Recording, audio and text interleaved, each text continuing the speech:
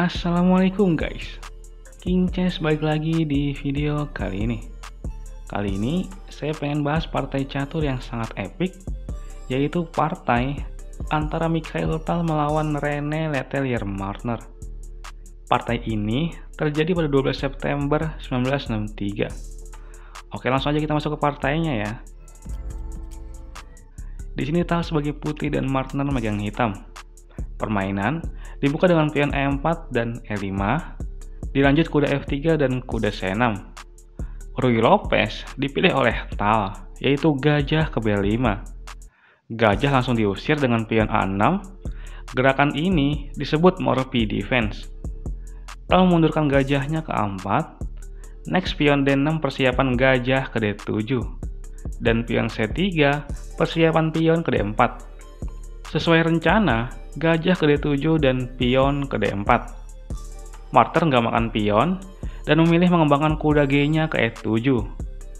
Tal juga nggak makan pion, tapi menggeser gajahnya ke B3, membidik pion lemah di F7. Marner pion H6, mengamankan petak G5 dari kuda dan gajah.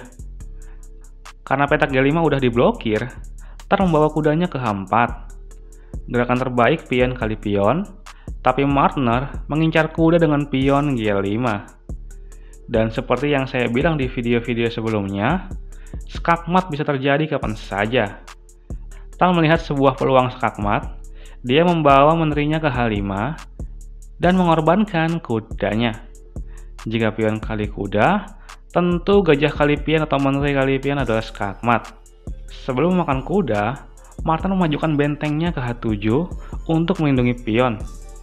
Ancaman skak sudah nggak berlaku, Tal membuat inovasi lain dengan memakan pion G7 pakai gajah. Jika pion kali gajah, tentu menteri kali benteng ya. Jadi gajah nggak dimakan, Marner memilih makan pion D4 dengan pion. Tal memulai bermain agresif, yaitu dengan memainkan pion ke F4. Menteri C8 dimainkan dengan tujuan gajah ke G4 menjebak menteri. Pion F terus maju ke F5, dan Marner pion kali pion. Tal sangat bersyukur dengan gerakan ini karena membantu mengembangkan kudanya. Lanjut Marner kuda ke L5 untuk menjaga pion F jika pion memakan gajah. Paham kan? Oke, izinkan saya untuk memperjelas di analisis. Misal putih rokade nih, dan pion kali gajah, menteri kali benteng. Pion bisa kembali memakan kuda karena pion F udah dijaga kuda. Oke, Tal melihat kapasitas kuda di E5 ini, dia menyerangnya dengan gajah F6. Bukan kuda di 3 sekak, tapi Marner menyerang balik gajah dengan kuda G8. Gajah kali kuda, dan pion kali gajah.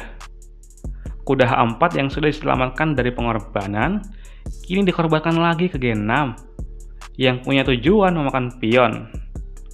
Ya, kompensasinya cukup menguntungkan buat Tal jika pion makan kuda, karena menteri kali pion adalah skak benteng kuda.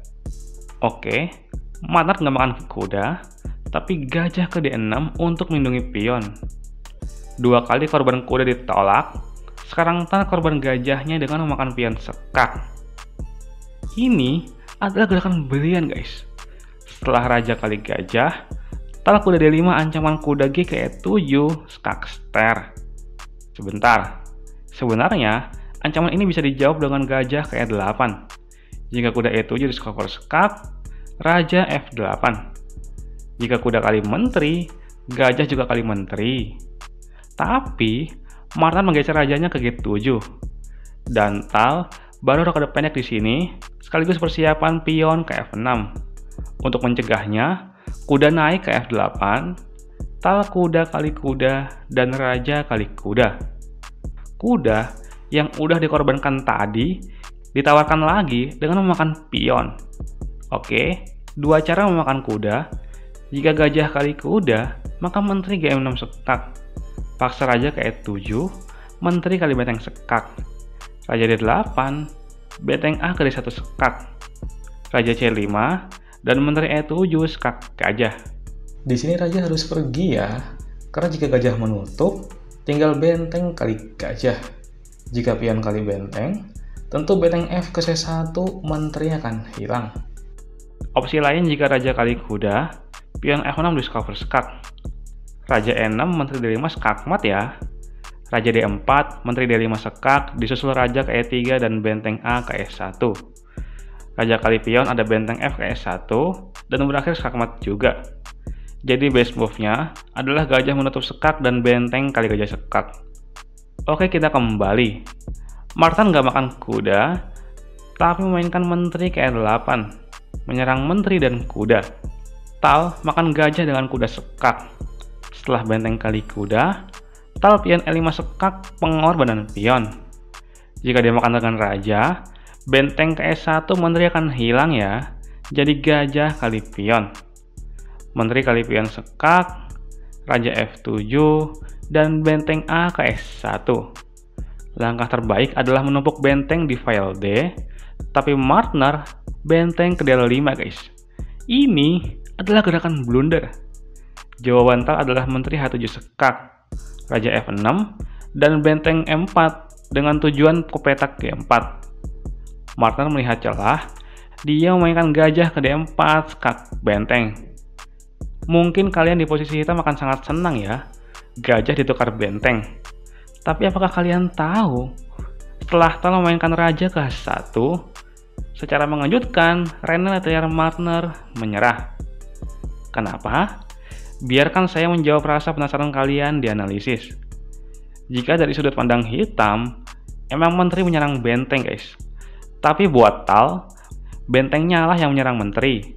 Dan secara posisi, jika menteri kabur, maka menteri punya PR menjaga petak E7 dan G6. Karena jika tidak, salah satunya adalah skakmat. Dan jika menteri kali benteng, menteri G6 sekak, raja E7, pion F7 skak ster, gajah kali pion, dan menteri kali menteri. Mikhail Tal terbaik. Dia bisa melihat peluang ketika dirinya sedang diserang. Dan kemampuan ini ya, yang sulit didapatkan dan dikuasai oleh pecatur pemula. Sebuah kemampuan untuk melihat lebih dalam. Benar-benar hebat. Dan oke lah guys, sekian dulu video kali ini. Semoga bisa menghibur dan memberikan manfaat. Banyak kurangnya saya mohon maaf. Salam King Chess dan terima kasih guys.